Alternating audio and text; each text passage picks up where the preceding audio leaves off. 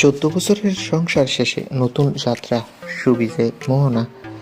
Jeet টলিউডের superstar, অভিনয়ে জনপ্রিয়তা, সাফল্য সবকিছুতে তার হাতের মুঠোয়। কিন্তু এবার আলোচনার বিষয় তার স্ত্রী মোহনা। বিয়ের 14 বছর পর মোহনা সুবিজে পা রাখলেন, কিন্তু অভিনয় নয়, গানের মাধ্যমে।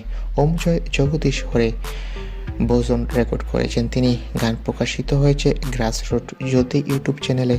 শিক্ষিকা থেকে গৃহিণী, তারপর মা, সব দায়িত্ব সামলানোর পর এখন মোহনা নিজের প্রতিভা প্রমাণ করতে চলেছে। প্রথমবারের যাত্রা হলেও দর্শকরা ইতোমধ্যে মোহনার কণ্ঠের মধুরতায় মুগ্ধ। জিৎ সবসময় সমর্থন দিয়েছেন, এবার মোহনার স্বপ্নের পথের শুরু।